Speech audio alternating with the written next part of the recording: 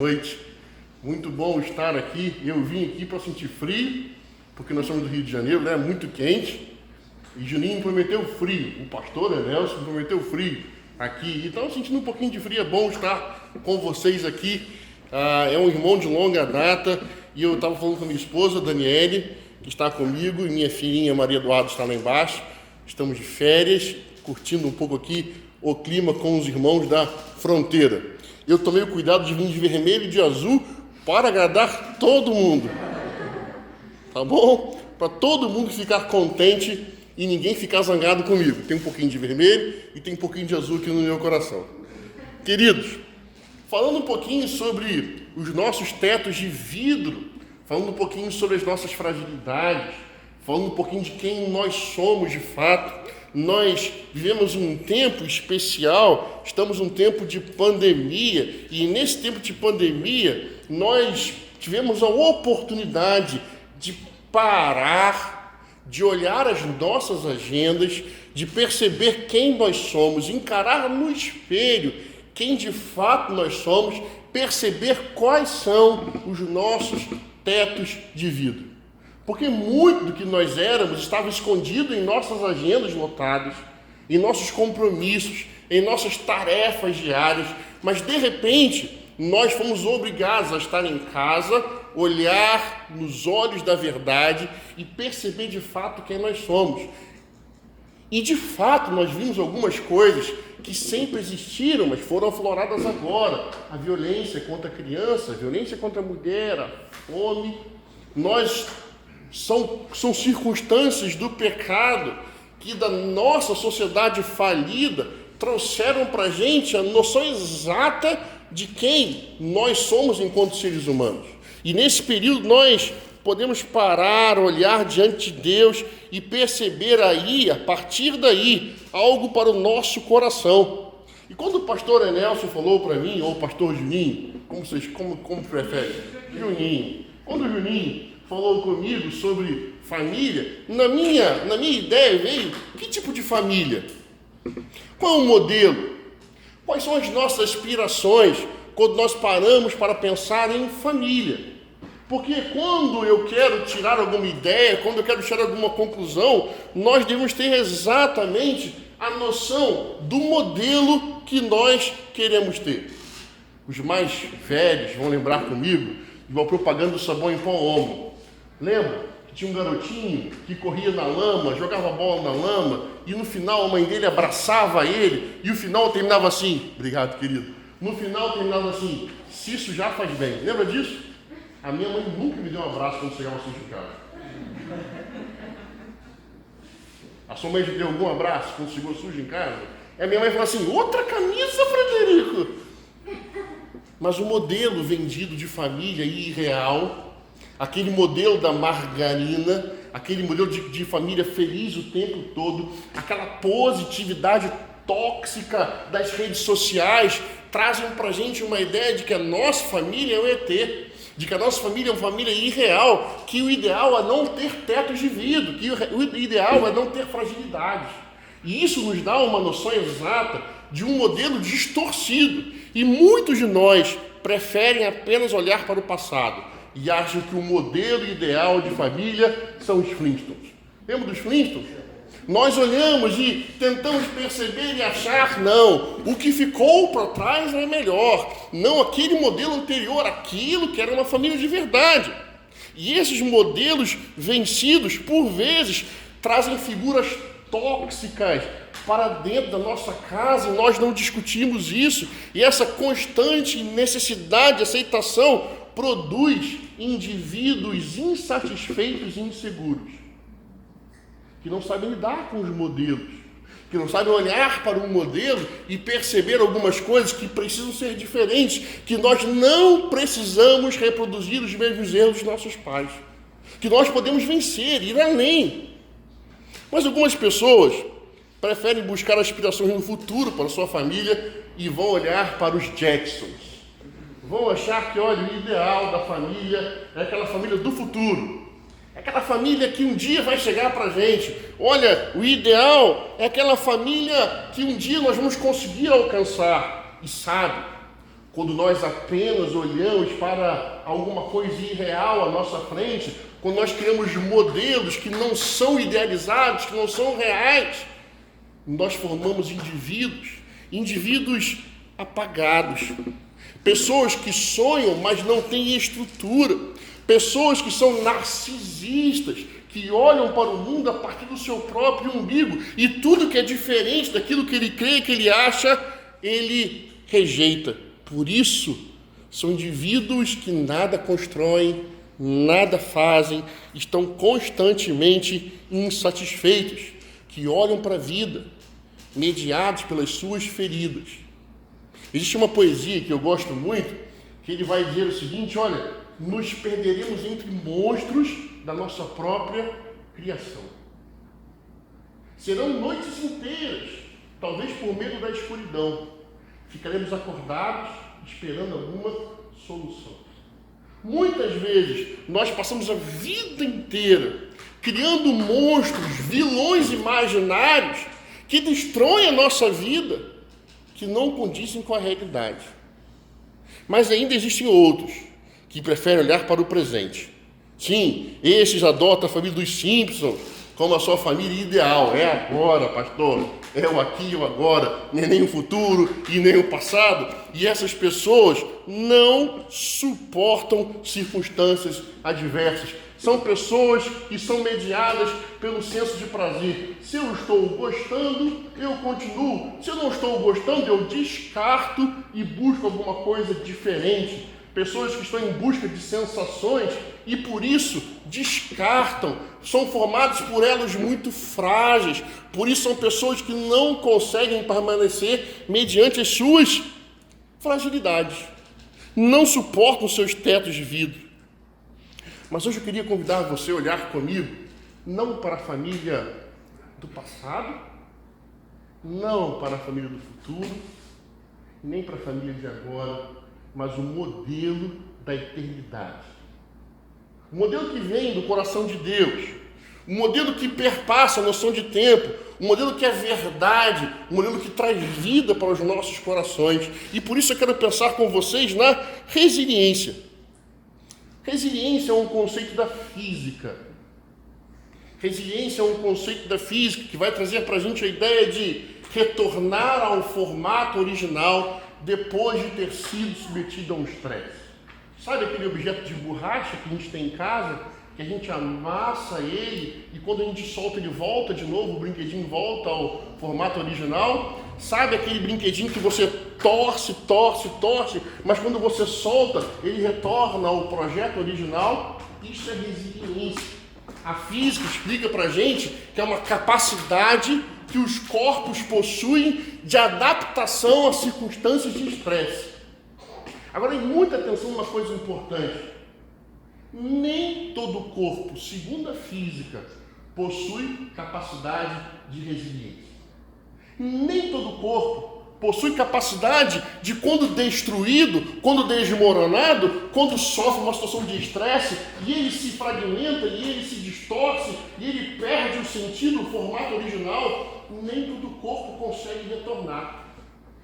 Nem todo corpo consegue se reconduzir ao processo inicial, à caminhada. Isso a física diz pra gente. E a resiliência não tem nada a ver com resistência. Resistência é outra grandeza da física. Resistência, um corpo ele vai resistindo ao ser submetido a uma força contrária e eu vou apertando, mas ele vai resistindo. Não. Eu posso ter um corpo com muita resistência, mas uma vez que ele se desmancha, ele não consegue retornar ao estado original. Mas o que isso tem a ver com as nossas vidas? O que isso tem a ver com essa questão de retornar no teto de vidro, de retornar ao sentido original, de perceber aquilo que eu preciso fazer quando for submetido ao estresse?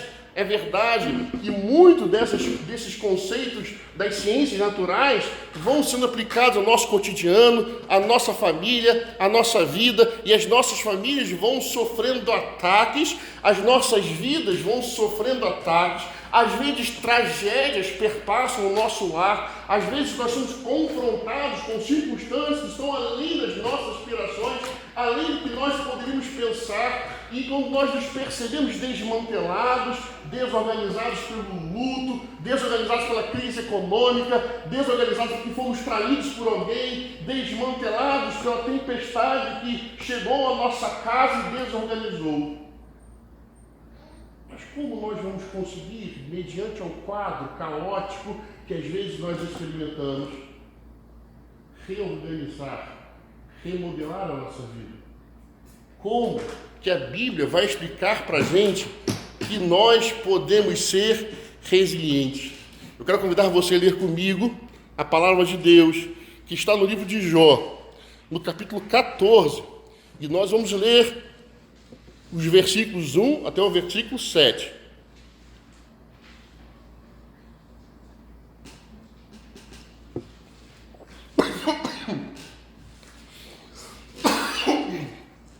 Jó, capítulo 14, dos versos 1 até o verso 7. Vai estar exposto aqui.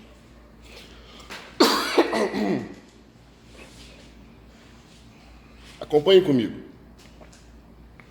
O homem nascido de mulher vive pouco tempo e passa por muitas dificuldades.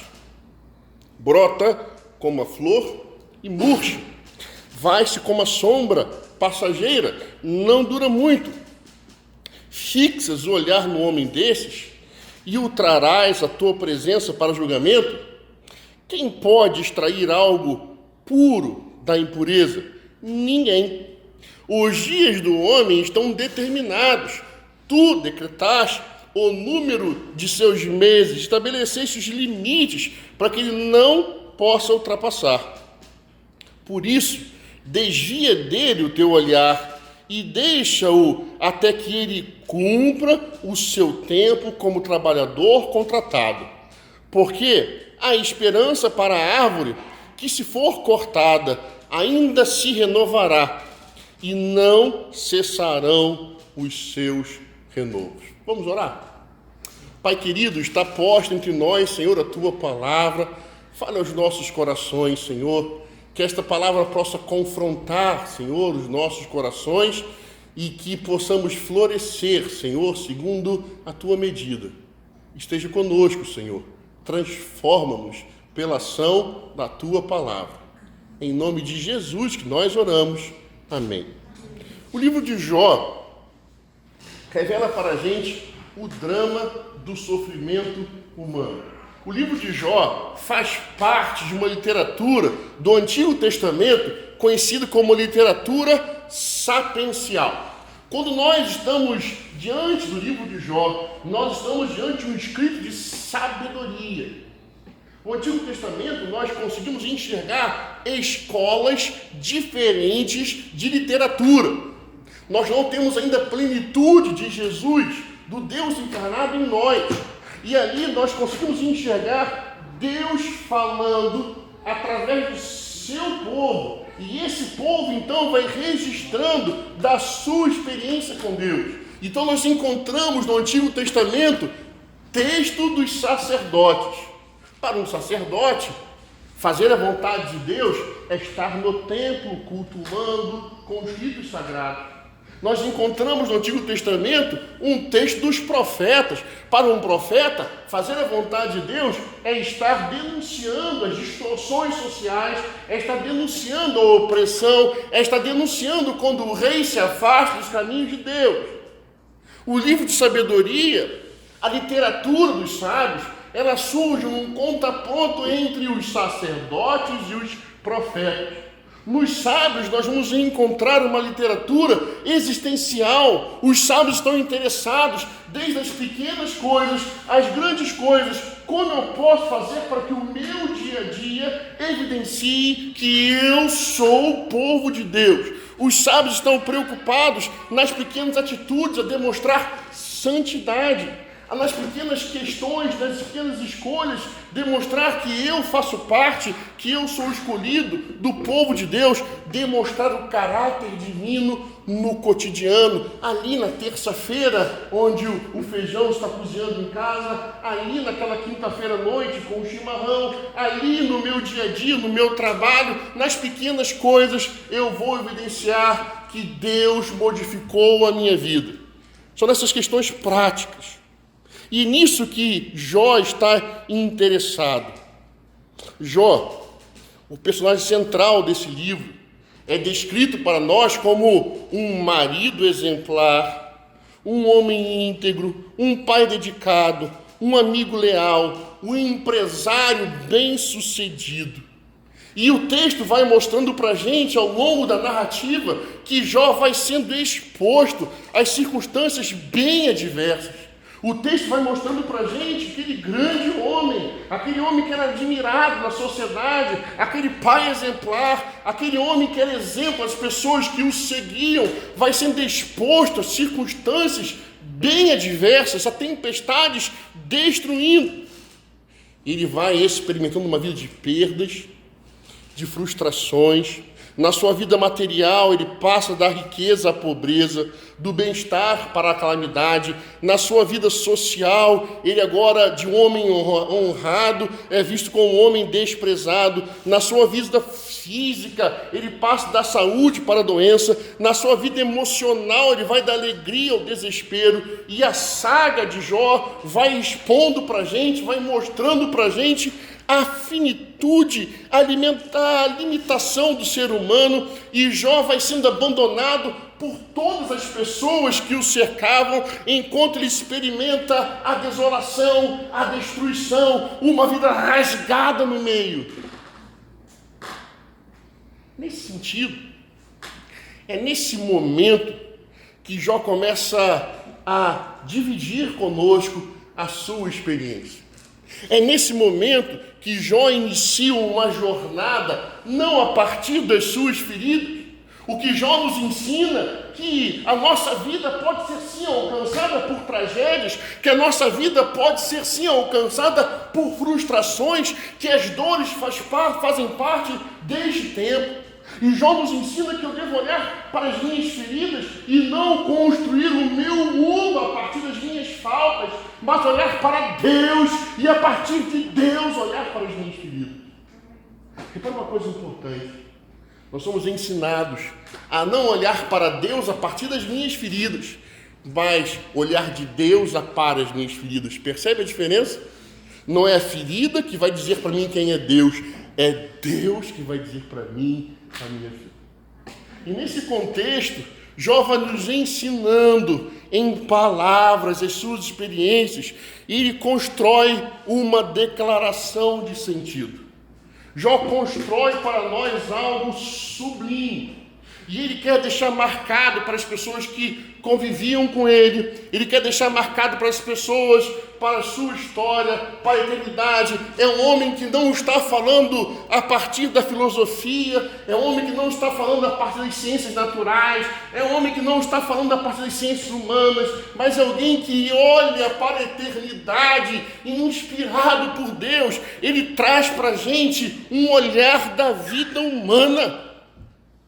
Jó está preocupado em confrontar a nossa vida e nos enxergar a partir de um modelo que não é uma visão particular, mas é uma declaração contundente através da voz do Espírito Santo de Deus. E hoje, dia 25 de julho de 2021, eu convido você a olhar para esse texto, olhar para essa declaração de sentido com o carinho e a profundidade do que Deus quer falar com você nesta noite. Receba esse texto em suas mãos como um bilhete que o Senhor Deus da eternidade sabia que você hoje precisaria estar aqui, precisaria ouvir esta palavra que vem a partir do Senhor. É a partir de Deus. Receba essa palavra para o seu coração de um Deus que desde a eternidade o preparou para este momento e vai o preparar para a caminhada que você vai empreender na sua vida. E essa declaração de sentido é muito contundente, e no verso 7, Jó vai dizer: porque há esperança para a árvore. Jó vai dizer para a gente de forma muito simples. Ele vai trazer para a nossa memória, ele vai mostrar para a gente, ele vai mostrar para as pessoas do seu tempo, depois de falar de calamidades, das suas dores, ele levanta a sua voz e hoje colide com os nossos ouvidos um modelo de resiliência. E ele está dizendo assim para nós: há esperança para a árvore. Parece estranho, parece? Porque quando ele vai caminhando e mostrando para nós as suas mazelas, as suas feridas, quando ele vai dizer para a gente algumas coisas que estão acontecendo, é preciso trazer para nós um modelo de vida. E Jó parece que ele para tudo que ele está fazendo. E ele começa agora a pintar para a gente um quadro.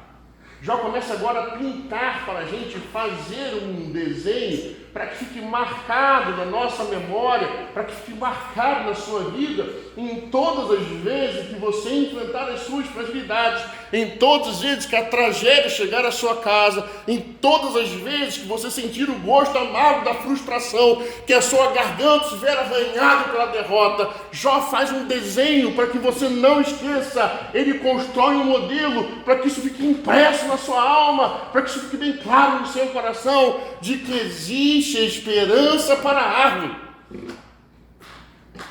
Mas eu fico pensando, e quando Deus me confrontou com esse texto, diante de um histórico de perdas, diante da nossa tendência, muitas vezes, a ressignificar a nossa vida pela falta. Não, pastor, eu já perdi demais, eu já me frustrei demais, não tenho mais solução. Olha, pastor, a caminhada até agora foi muito difícil e eu estou contente aqui. Eu não tenho interesse em reorganizar porque eu não tenho nem força para isso.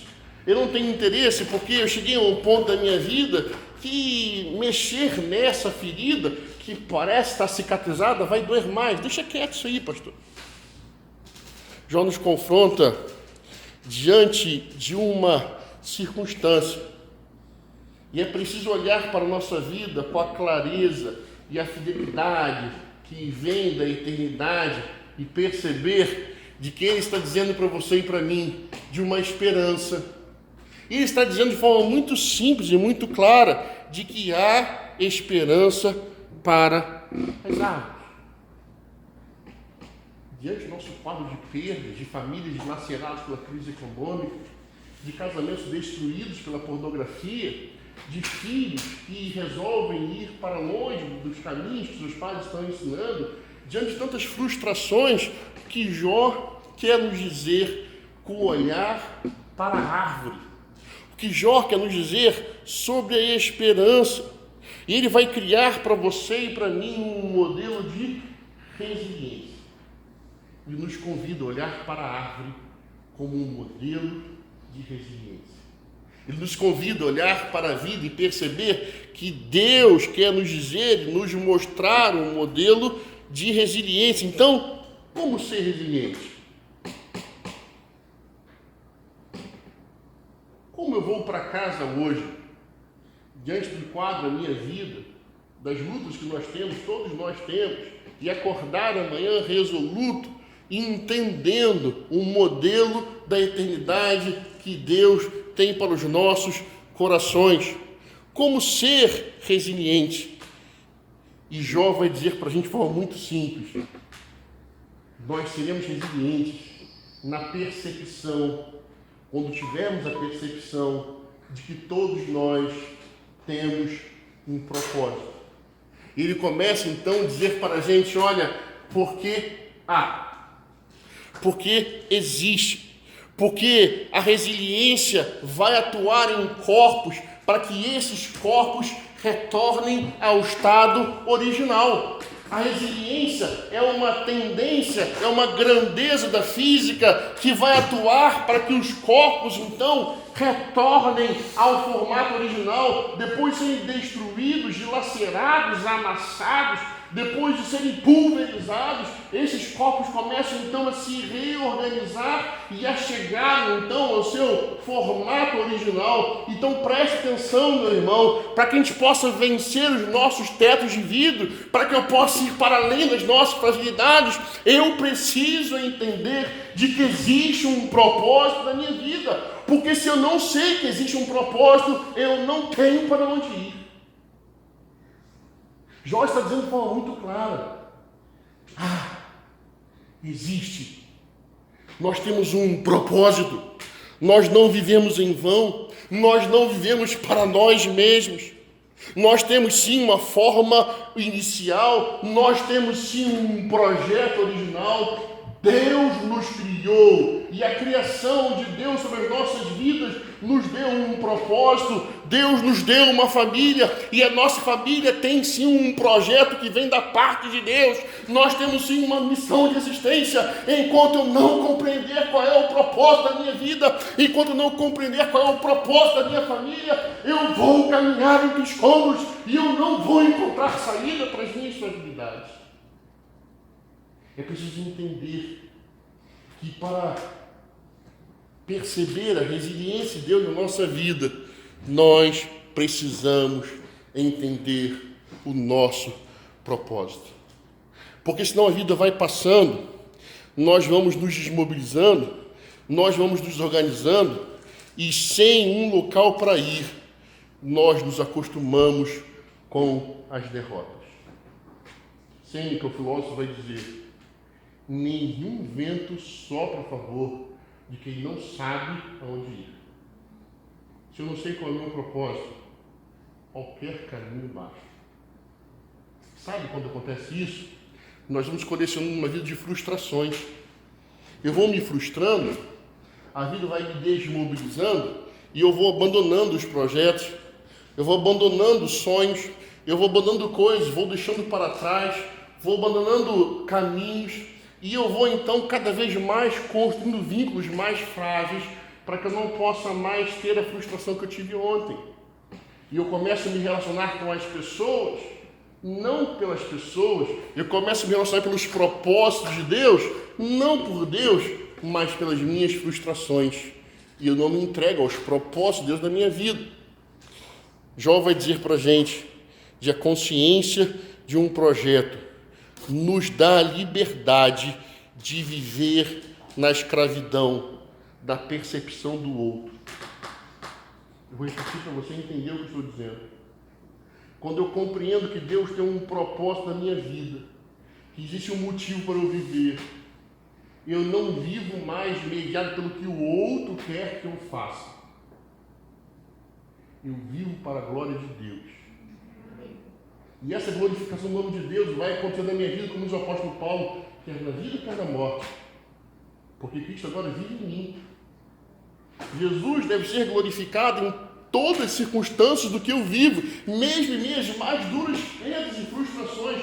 O nome de Deus será glorificado na minha vida, quer nas frustrações, quer nas vitórias, quer nas derrotas, quer nos momentos mais soberbos. O nome de Jesus deve ser glorificado em todas as nossas ações. E é preciso entender que o nosso propósito é viver para que o nome de Deus seja glorificado. Repara uma coisa, ele diz para a gente que há esperança, que a esperança existe em nós. Eu quero pensar com você, você sabe o propósito da sua vida?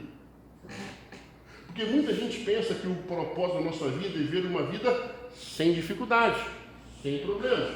Que o estado de felicidade é alcançar um lugar onde os problemas deste tempo não vão me alcançar mais. Mas quero lembrar a você que em Gênesis, a palavra do Senhor nos diz que Deus nos fez do barro e que Ele nos modelou do barro. E o texto bíblico diz: e viu Deus que era bom. As nossas fragilidades, os nossos tetos de vida, a nossa humanidade estavam no projeto de Deus. mas não que a gente vivesse isolado em nós mesmos. Tem uma coisa que Deus disse que não era bom, que o homem vivesse só. Que nós possamos viver em comunhão um com o outro, em comunhão com Deus, é porque na comunhão dos santos, é na comunhão com Deus que nós vamos transpor as nossas fragilidades. Mas enquanto eu não perceber que existe um propósito para mim, nós vamos vaguear sem direção. E Jó hoje nos chama para a reflexão. Olha, existe um propósito para a sua vida. Você quer ter uma família resiliente, você quer ser resiliente, você precisa entender que existe um propósito de Deus para a sua vida. Você não está vivendo neste tempo em vão. Eu posso ir bem com você? Você foi poupado por Deus dessa pandemia. Você está aqui me ouvindo. Isso não foi em vão. Não foi porque você é mais bonito que o outro, mais santo que o outro. Homens e mulheres, Deus foram ceifados desse mundo da pandemia. Você está aqui. Você não pode viver em vão. Nós que sobrevivemos à pandemia, nós temos uma responsabilidade dobrada agora. De encontrar o nosso propósito de vida. Eu não posso mais viver para mim mesmo. Nós fomos todos expostos às nossas fragilidades. E Jó vai dizer para a gente que esse propósito nos coloca uma ação. Ele vai nos dizer, porque há esperança. Ação pressupõe trabalho. E trabalho pressupõe um gasto de energia. Ser resiliente, voltar ao projeto original, significa que nós temos um trabalho a fazer. O que Jó está dizendo para a gente, sim, o que vai atuar em nós é o poder de Deus, mas eu e você, nós temos um propósito e eu devo olhar a minha vida para perceber se eu estou vivendo para alcançar este propósito de Deus na minha vida. E quando Jó começa a dizer para a gente que existe uma esperança, nós todos somos deslocados, nós todos começamos a pensar que até a cordinha que o pastor me deu, uma cordinha verde, e nós falamos assim, que a esperança é a última que morre. Não é isso? Mas eu quero confrontar você com uma coisa muito importante. Nós, cristãos, o nosso credo é o credo da ressurreição. Então, para nós, a esperança é a última que morre. A esperança que nos faz ressuscitar. Ainda morto. Jesus vai dizer para Marta e Maria, olha, aquele que crê em mim, ainda que morto, ressuscitará.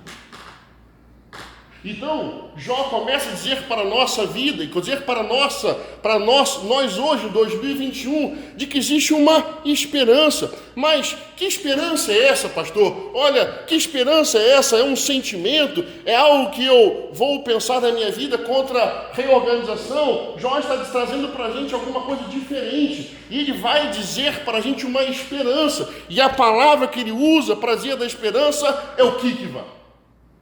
Jó está dizendo o seguinte, olha, porque há um kikva para a árvore. Jó está dizendo de uma palavra muito simples. Jó está dizendo de uma palavra que vai para além da nossa cognição, das nossas expectativas e da nossa visão sobre a esperança. Porque todos nós olhamos para a esperança como um sentimento de alguma coisa boa que virá no futuro. Todos nós olhamos para a esperança como um sentimento de que as coisas podem mudar, de que eu posso crer que as coisas vão mudar. Mas Jó traz para a gente uma palavra que é um kikva, e sabe que a esperança que Jó está colocando para a gente? Kikva era uma ação muito comum no tempo de Jó, onde as pessoas recebiam cordões, cordinhas como essa, cordinhas desconectados, desorganizados, desmembrados. E o kikva, segundo a cultura judaica, é uma ação onde um tecelão ele vai torcendo a corda. Que o tecelão ele vai receber uma corda toda desmembrada, com fios muito frágeis, separados, fios na sua fragilidade que se rompem porque estão sozinhos. Mas Jó está dizendo de algo diferente. Ele está dizendo o seguinte para o seu povo: olha, existe um propósito e existe uma esperança, e a nossa esperança vai para além de ter um sentimento. A nossa esperança, ela é um tikva, ela é algo que vai sendo torcido. Os nossos fios desconexos da vida, existe um tecelão, existe alguém que está artesanalmente torcendo e contornando e tecendo os fios da nossa vida. Jó está dizendo que, olha, o nosso propósito de existência, a nossa vida, parte da percepção de que a glorificação de Deus na nossa vida é porque o próprio Deus assume a nossa vida em suas mãos e o próprio Deus está tecendo o fio das nossas vidas. A esperança que nós temos é que Deus assume em si as nossas fragilidades, é que Deus assume para si as nossas limitações, e Deus, com seu poder, não nos deixa desmantelados. É o próprio Deus que vai, de maneira artesanal, cuidando de cada ferida, de cada machucado, trazendo cura, tecendo um novo modelo, uma nova corda, não mais desorganizada e desmembrada, mas uma corda forte, para que o nome de Deus seja glorificado. Rei Davi, das suas mais belas poesias, ele vai dizer para a gente que o Senhor é o meu pastor, nada me faltará. Davi está dizendo de forma muito simples que quando nós entregamos a nossa vida para que Deus pastoreie, quando eu tenho uma relação de pertencimento com o Senhor e Deus agora vai pastorear a minha vida, Deus nos faz transpor as nossas limitações e nada me falta. A nossa noção de olhar para nada me falta como algo econômico apenas. Mas Davi está dizendo, quando Deus pastoreia a nossa vida, quando Deus está no controle, nós vamos vencer as nossas limitações. Coisas que parecem impossíveis, nós vamos tecendo os fios da nossa vida, e essa é uma experiência real e concreta, e lentamente nós vamos sendo reorganizados no propósito dessa corda. Nós vamos sendo reorganizados para simplesmente o poder de Deus ser evidenciado em nossas fraquezas, porque quando eu sou fraco, é aí que eu sou forte. Porque é aí que o Senhor Deus começa então a trabalhar, e a ação divina em nós reorganiza a nossa corda, porque existe um propósito, não está em nós. Mesmo que existem hoje na sua vida fios desorganizados demais, mesmo que você olhe para a sua vida e perceba algo desmantelado, caótico, sem sentido, se existe um propósito e eu entrego a minha vida para que Deus seja glorificado, o próprio Deus cuida de nós, Ele vai tecendo fio a fio da nossa vida. Mas qual é o caminho, pastor? Como eu vou acreditar que Deus possa tecer esse fio na minha vida?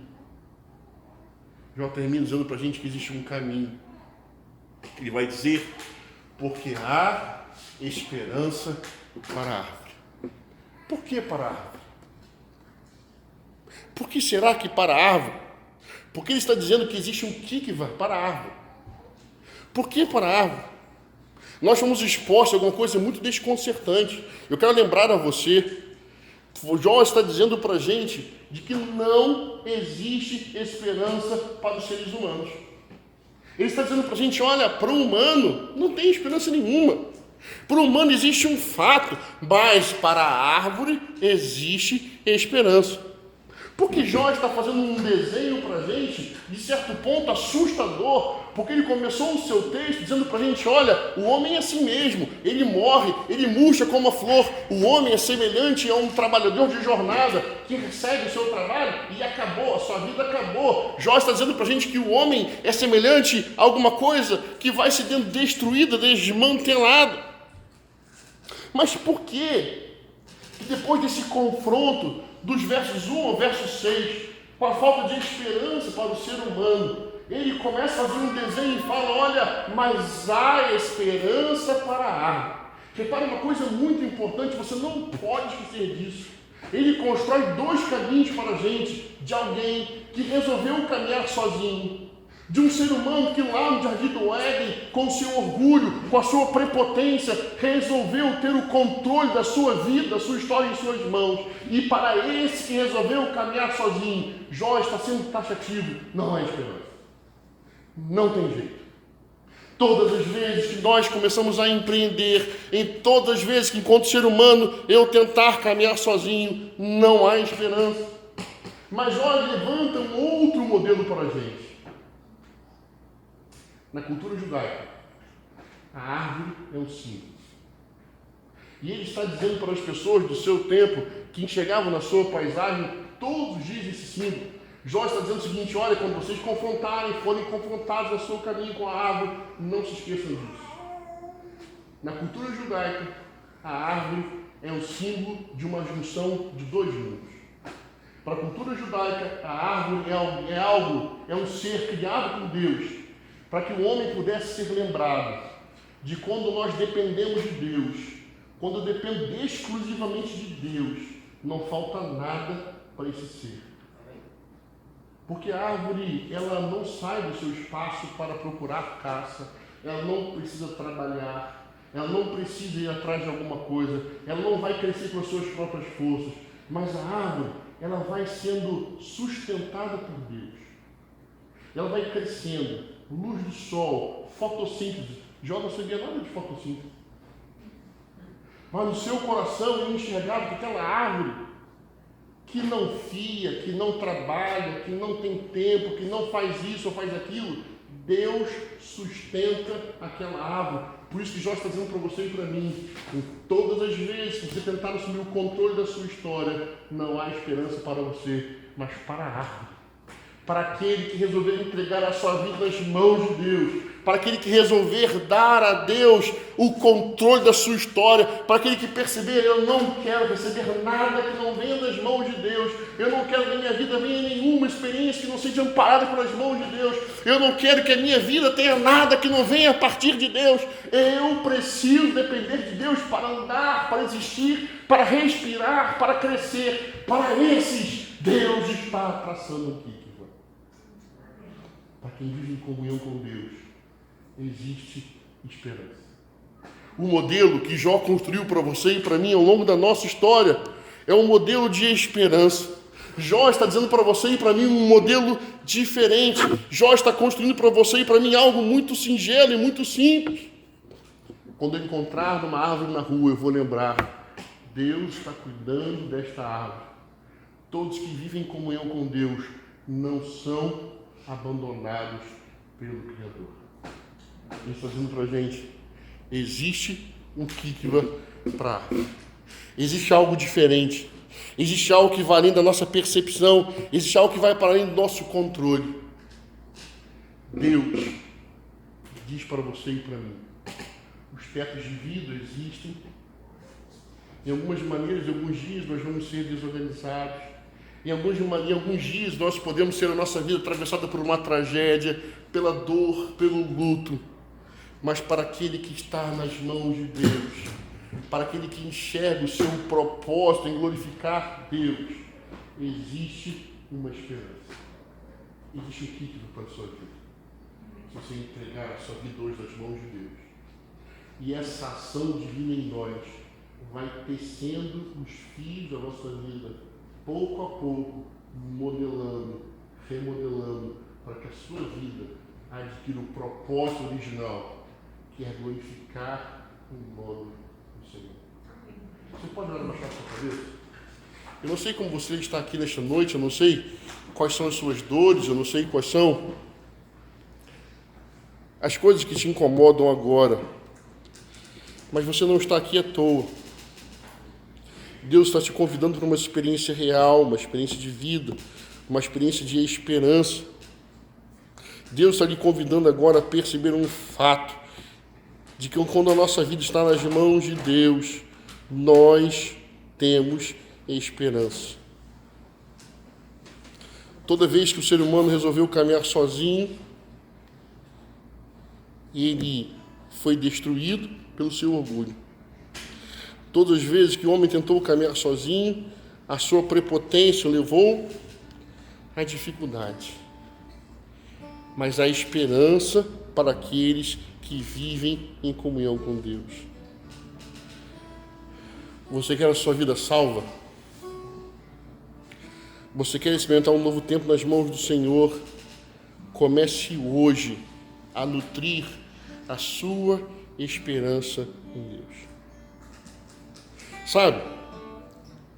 O autor de Gênesis, ele vai usar a mesma palavra na criação do Senhor. Ele vai dizer o seguinte, olha: e disse Deus, ajunte-se as águas que estão debaixo do céu e apareça a parte seca.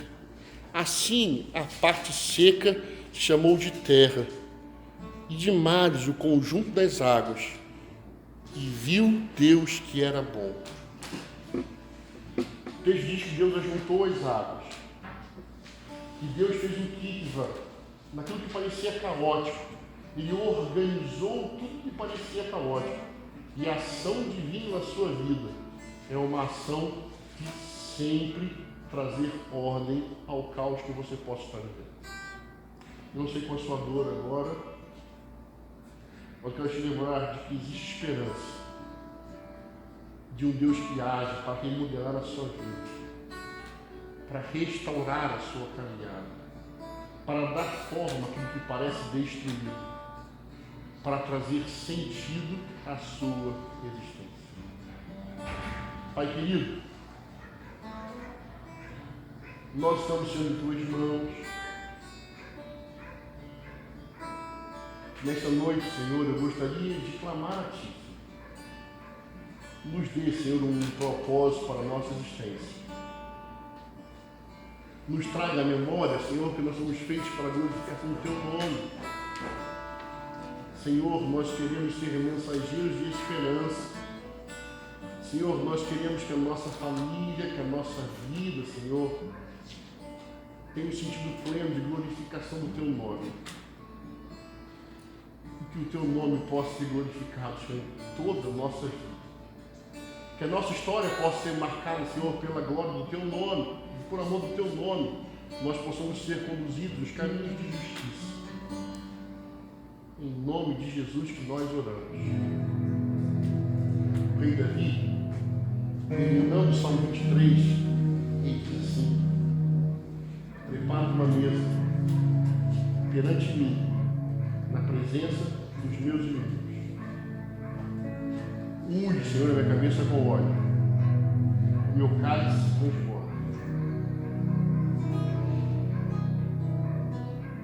Quando nós entregamos nossa vida nas mãos de Deus, Deus nos faz sentar com estabilidade emocional na presença das nossas fragilidades, daquilo que nos oprime, na presença dos seus inimigos, que são as suas espreitas. Mas quando nós somos ungidos por Deus, existe celebração na nossa vida. O nosso cálice se transborda, porque a nossa vida agora é uma vida para a glorificação do nome de Deus. Peça ao seu Senhor: Senhor, organize a minha vida, traga esperança, para que eu possa vencer as minhas fragilidades, para que eu possa transpor e tudo que eu viver tenha um sentido prático e pleno de glorificar o Teu santo nome. Deus te abençoe.